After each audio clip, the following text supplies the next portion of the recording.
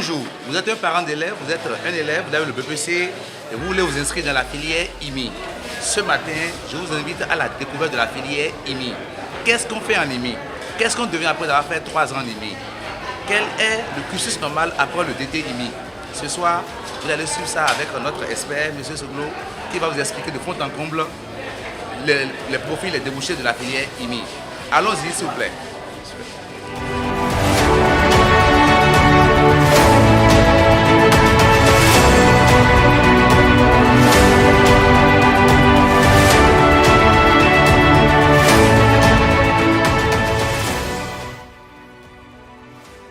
Nous sommes ici dans le laboratoire du génie électrique et informatique du lycée Les Palmiers de Touba. Alors nous sommes venus surprendre des enfants de la terminale IMI en train de travailler. Nous avons la chance d'avoir à nos côtés un expert de la filière IMI et il va essayer de révéler aux parents béninois, à vous qui avez le BPC cette année, vous qui voulez commencer la filière IMI l'année prochaine, ou bien vous qui avez des proches en IMI, ce qu'est l'IMI, qu'est-ce qu'on devient après ça et quelle est la finalité de l'IMI. Monsieur Soglo, bonjour. Bonjour, monsieur le frère. Permettez-vous à rappeler qui nous suit en ce moment. Bonjour, je m'appelle Soglo Nenceslas Herman Komla et je suis de la spécialité IMI. Alors, c'est quoi IMI? IMI, c'est la filière qu'on appelle installation, maintenance et informatique.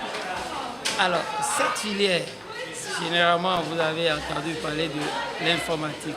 Ça veut dire que ce sont des enfants, juste après le BPC, qu'on forme dans cette spécialité qui deviendront des informaticiens.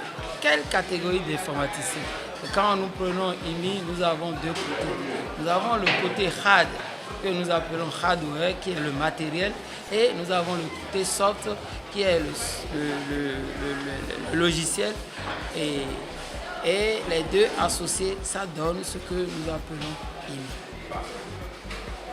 Alors, donc, un enfant qui a le BPC, ou bien qui a, c'est pas, le baccalauréat, CD, qui désire faire l'IMI, alors, quelles sont les matières qu'on fait dans l'IMI et qu'est-ce qu'il peut devenir après? Alors, quelles sont les matières que nous faisons en IMI? Je ne vais pas aller trop en profondeur, mais rapidement, et je vais brosser.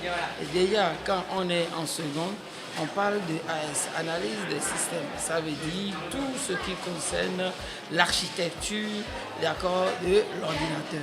Ça, c'est un point fondamental en seconde. Et quand on laisse ça, on parle de logiciels d'application, on parle de systèmes d'exploitation récents, systèmes d'exploitation vieillissants. Ça, ce sont les logiciels et les apprenants doivent savoir comment installer, comment l'utiliser. Alors, on quitte là, on vient vers la première. La première, déjà, on parle de IP, qui est une matière, je vais dire, très fondamentale, installation des postes. À partir de là, déjà, les apprenants sont déjà capables, je vais dire, de démonter, vous voyez, un ordinateur et de remonter. Vous voyez un peu, et il y a ce que nous appelons programmation aussi, qui commence aussi en première, logiciel d'application aussi, MT, vous voyez, ces matières-là.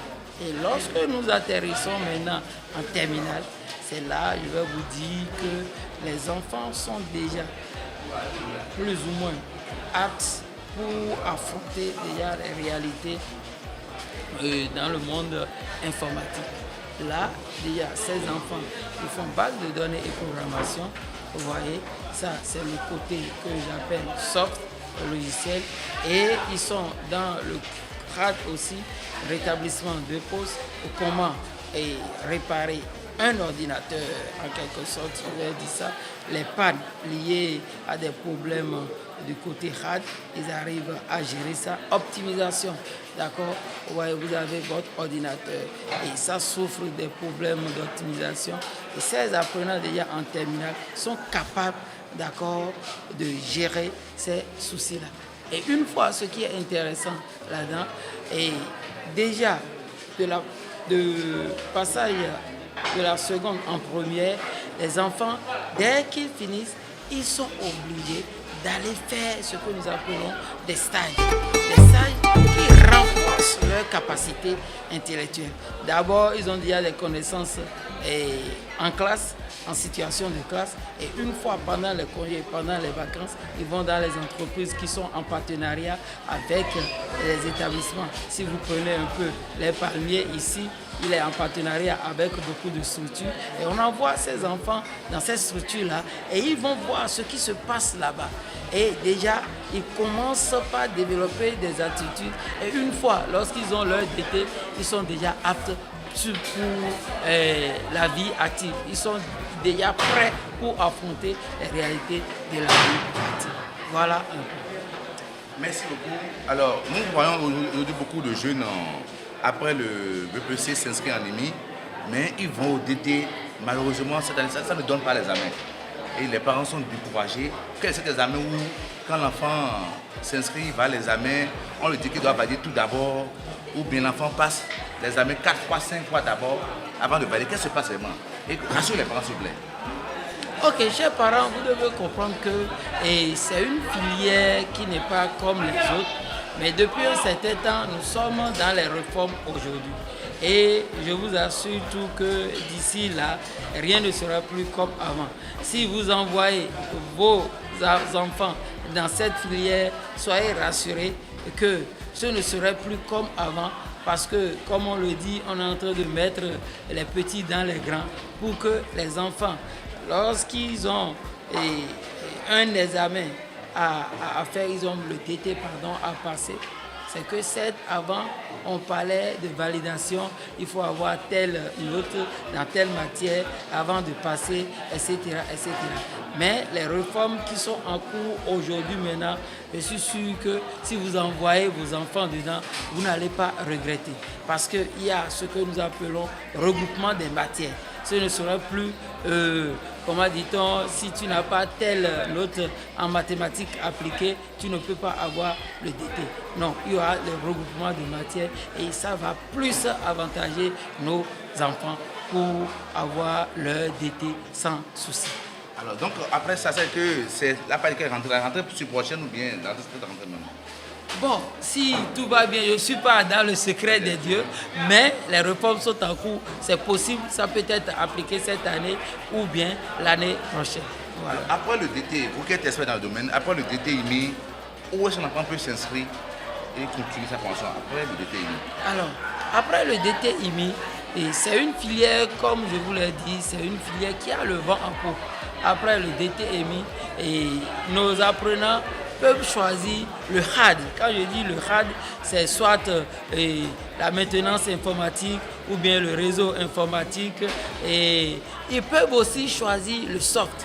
Là, les logiciels, aujourd'hui devenus des programmeurs, vous voyez, devenus des analystes programmeurs et un peu même, aller même du côté de l'intelligence artificielle, qui est aujourd'hui une filière aussi qui a le vent en poupe. Vous voyez? Donc voilà un peu. Et par rapport aux universités, et pour les universités, je propose souvent aux parents de les envoyer à IFRI, ça c'est sur le campus d'Abomey-Calavi.